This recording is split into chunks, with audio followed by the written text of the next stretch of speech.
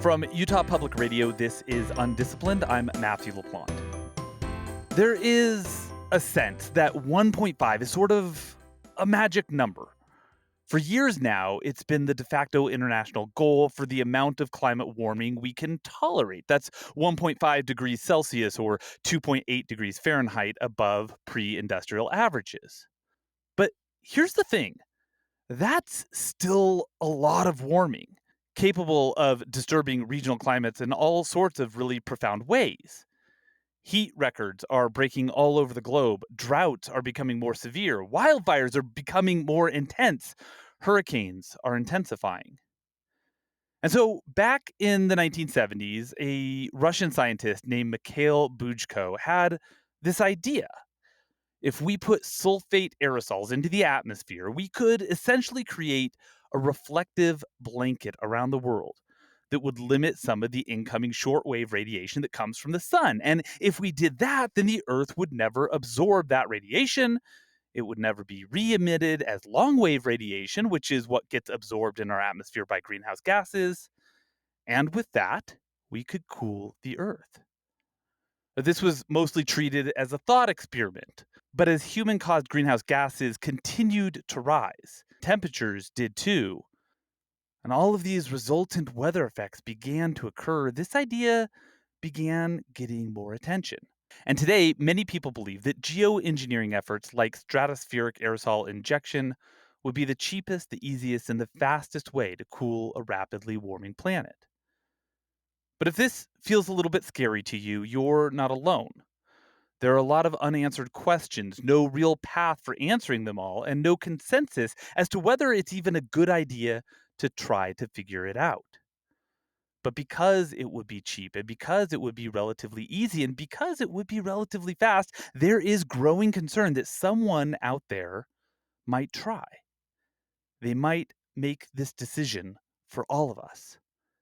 That's the concern that is at the heart of a new article by Ben Kravitz and Tyler Felgenhauer, in which the two scientists make the case that climate engineering carries serious national security risks, that countries facing extreme heat might try it anyway, and that the world needs to be prepared.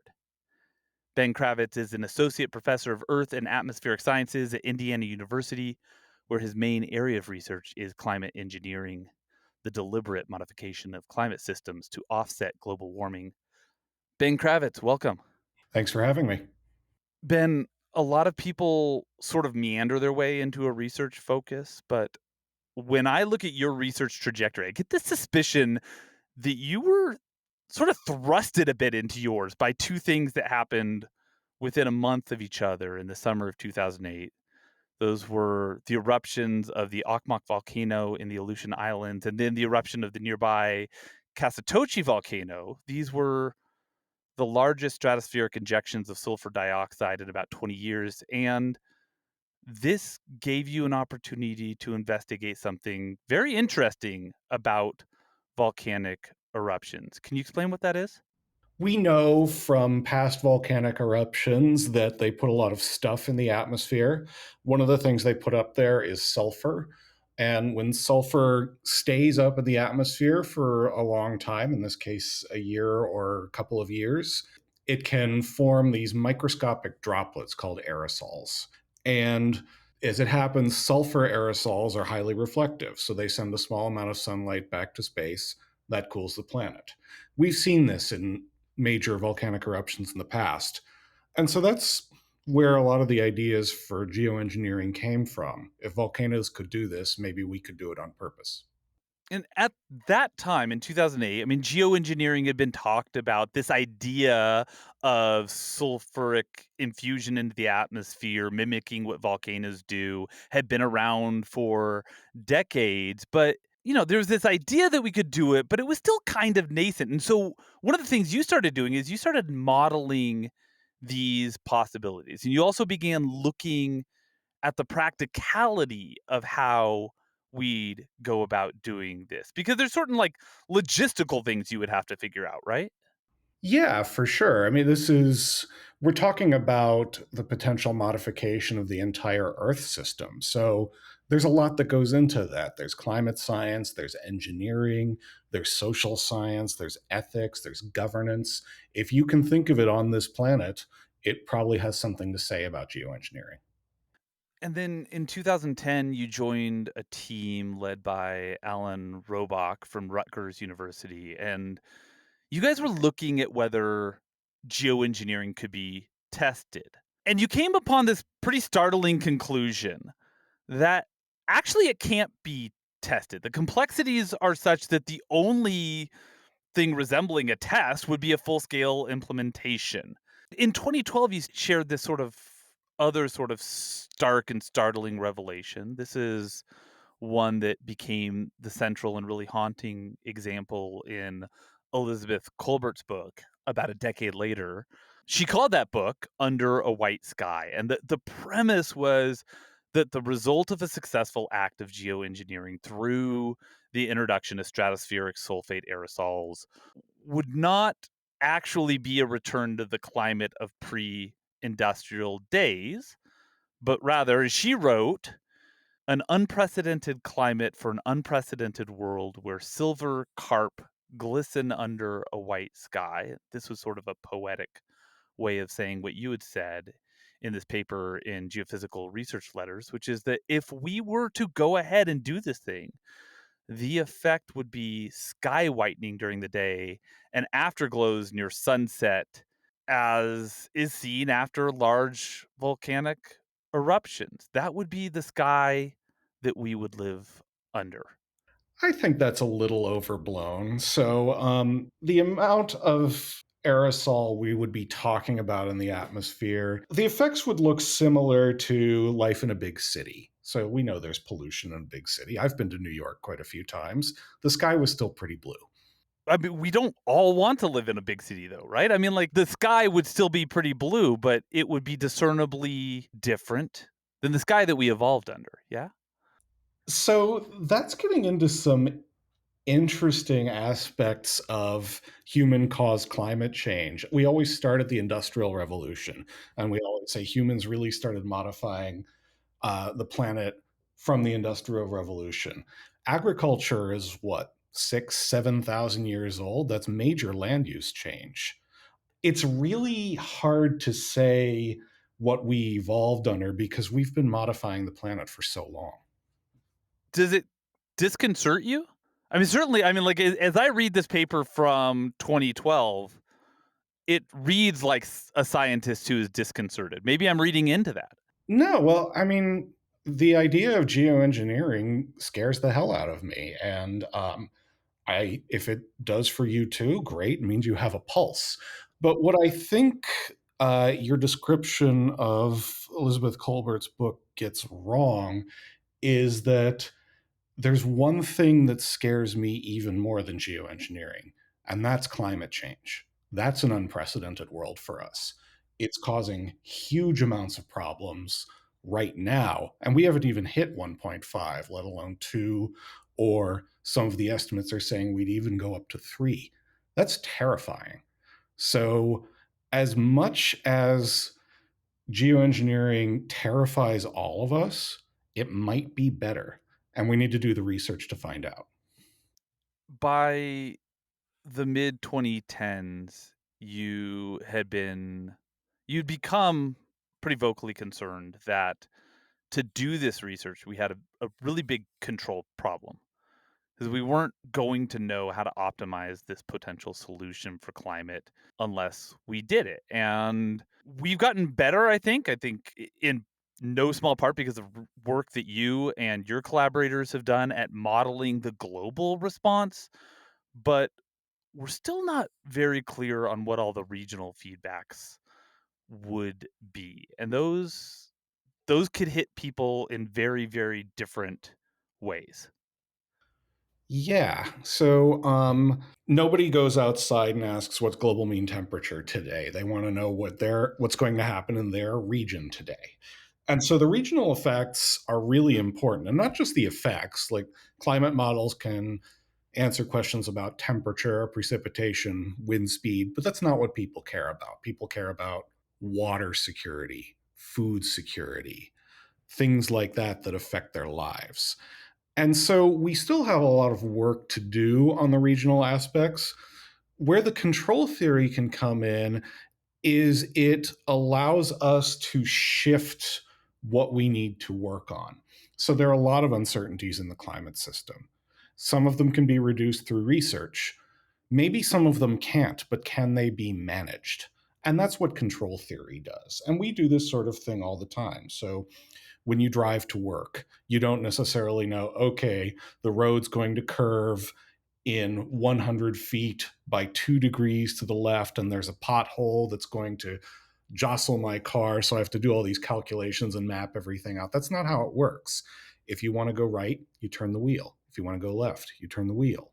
That's control theory. It's a heuristic, but it works for managing uncertainty. If there's, like one person who gets to decide, or if there's one government, or there's one agency, or one international body, then we could presumably take all of the data that we have available and accepting the information that is not available and will maybe never be available, make a decision. But at some point, you had this realization like, it's actually not that hard to do this. I mean, it would cost billions and billions of dollars.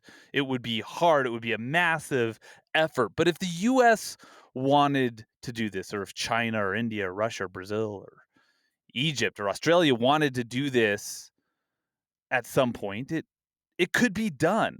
And this is sort of the reverse of the economic theory of a free rider effect, where it's in no one's best interest to go first and take on the expenses and risks of new economic ideas. It's best, to be first to be second, as people often say. But this, which could be called a free driver problem, is that one nation actually could get particularly nervous about climate change and could decide that it can't wait for consensus, that it's going to act in its own best interest, or what it sees as its own best interest. Yeah. And so that starts to get into some really interesting questions in terms of governance. And I'm not a governance expert. There are lots of very smart people who are working on this sort of thing.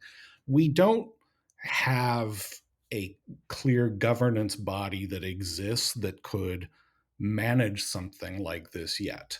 But what I will say is it's pretty hard to come up with a strategy where one country says, I'm going to do this just for me, and that's it, and they don't care about anyone else. If one person does it, it's probably going to benefit a whole lot of people. Or hurt a whole lot of people, right? Not according to the research. So, this goes back to what I was talking about earlier. Climate change is absolutely terrifying. This idea of geoengineering, it is an imperfect offset to climate change, but the world looks a lot better with it than without it, where we just experience climate change and try to adapt to it. So let me see if I can get into your head a little bit here. Are you thinking that this is not just a potential solution, but a likely solution, a preferable solution, given the threats? I mean, I don't think anybody in their right mind would or could discount the enormous threats of anthropogenic climate warming. I have read your research and your writings as I said earlier, disconcerted about geoengineering. But as we talk now, it sounds to me like you're less disconcerted about that and might even think that it is a viable solution in our term future. Well, I don't want to call it a solution. The solution to climate change is we need to stop treating the atmosphere like a sewer. We have to stop putting carbon up there. And hopefully, we can get to the point where we're taking out carbon.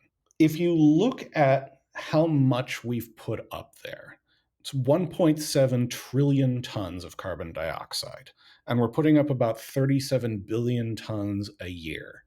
So Even if we stopped doing that tomorrow and started taking out that same amount, it would still take hundreds of years to get climate back to where we were, however you want to define that. So I don't see geoengineering as a solution, but given how long greenhouse gas emissions mitigation and negative emissions might take, if we're really concerned about the climate change that is happening right now and the harms that we're experiencing right now, climate engineering, geoengineering is basically the only thing that could work quickly enough to lower temperatures in the next few decades. Let's say we wanted to do this really super responsibly in a decade. Let's say we target 2034. We are going to engage in sulfate infusion into the stratosphere. What do we have to do between now and then to make sure that we get it as right as possible? I don't think that a lot of the stuff where I spend my time, the physical risks, are the biggest ones because we know that it tends to move things in the right direction for a lot of people. Similarly, the engineering, there is a lot of engineering work to do. But I've talked with some people in the aerospace industry, and there's not a fundamentally new airplane design. Like, there's no major new development that has to happen. We've just never built a plane to fly sulfur up to the stratosphere before because we've never wanted to. So that's not a huge hurdle either. I think the biggest hurdles will be social. So, how do you decide what geoengineering is supposed to do? How is it? How much is it supposed to cool, and where? And is that even physically possible? What does it mean to have informed consent? How do we make sure that it's not just another method of perpetuating imperialism? All of these really thorny issues that involve building trust. Do you think it's possible? I mean, in this world right now, in a world that is, you know, in many nations, not all nations, I don't want to paint with too broad a brush here. Uh, you know, respect and trust for science and scientists, particularly those working at a global scale on global problems, is, if not plummeting, then, at least diminishing. Can we get there in 10 years, in 15 years? I mean, could we get there in 50 years to build the kind of trust you would have to build on a global scale to, have anything resembling, as you say, global informed consent? So at Yale, they do studies of public opinion in the United States. And according to their data, 79% of Americans think that climate change should be taught in schools. So there's some trust there. That's Peter Howe's work that you're talking about, and I think Peter would say, and I think a lot of people would say, yes, there are plenty of people who say, yes, the underlying science is worth talking about, but that doesn't necessarily translate into trust for government to make the right decisions, right? And that's where I think a lot of the work needs to come in. You know, the big thorny issues in this field, I think, are in governance. You've been studying geoengineering for the better part of 2 decades.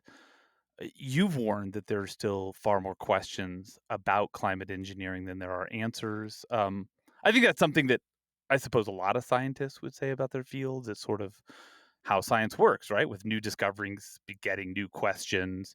But the thing is, we might get to this moment, and this is what you and your collaborator wrote in the conversation recently. We might get to this moment in time where someone jumps in before those questions are answered. Do you think that that's likely in the near future? That happens before we kind of do this really hard and thorny work, as you say, the social work, to generate a global consensus on this?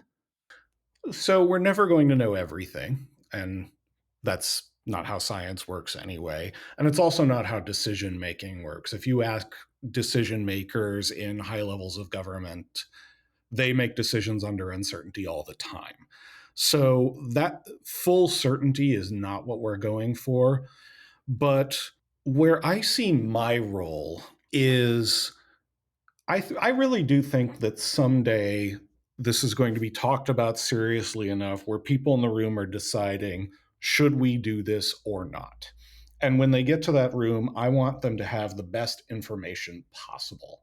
So I'm looking for things like showstoppers. Have we found something where the conclusion is, okay, if we do this, the world's going to end. We obviously can't do it. We have not found showstoppers yet. And we also have, evidence from past volcanic eruptions that this sort of thing would likely cool the planet with known side effects. So those are the sorts of questions that I'm really interested in. What are the most important uncertainties that we can tackle? When that decision happens, when that room comes together, would you wanna be there? And not as the person providing data, like, would you want that on your shoulders making that decision? I don't know of situations where those sorts of decisions are made with scientists in the room. That's a clever way of getting around it, that's good. And there's a reason for that because science is really important, but it's not the only thing.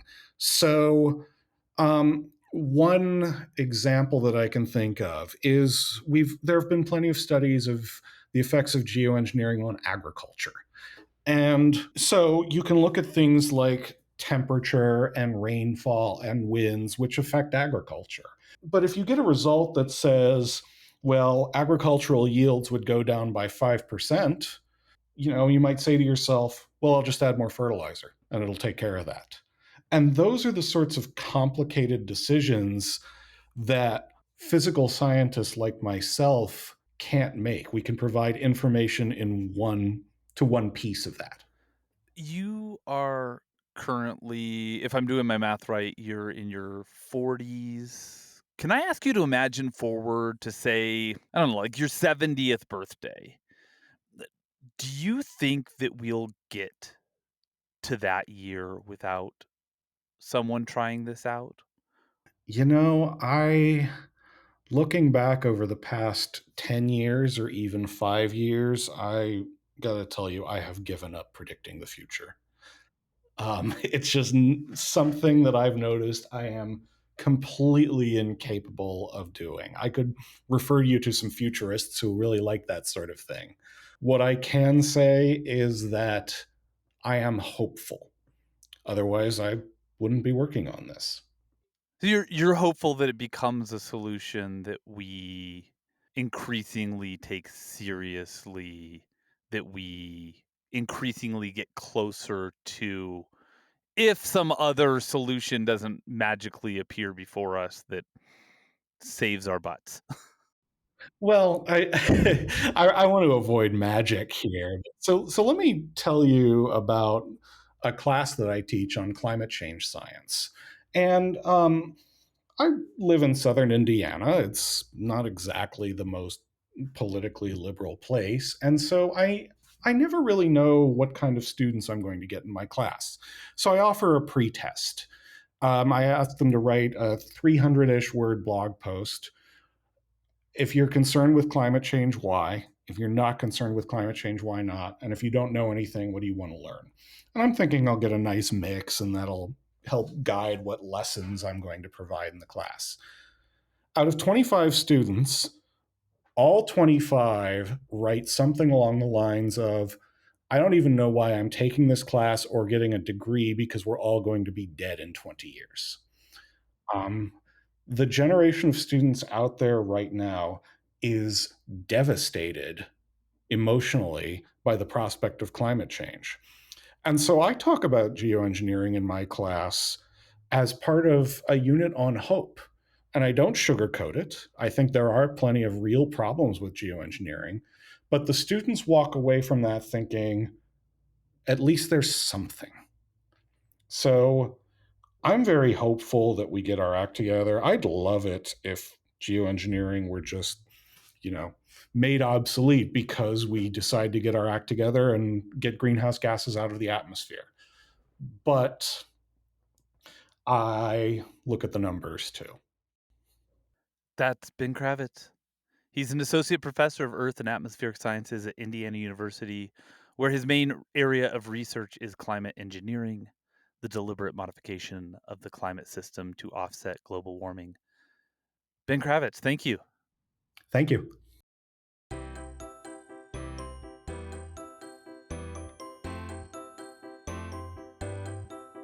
UnDisciplined is a production of Utah Public Radio, and if you happen to live in Utah, you can listen to us on UPR every Thursday morning at 10:30.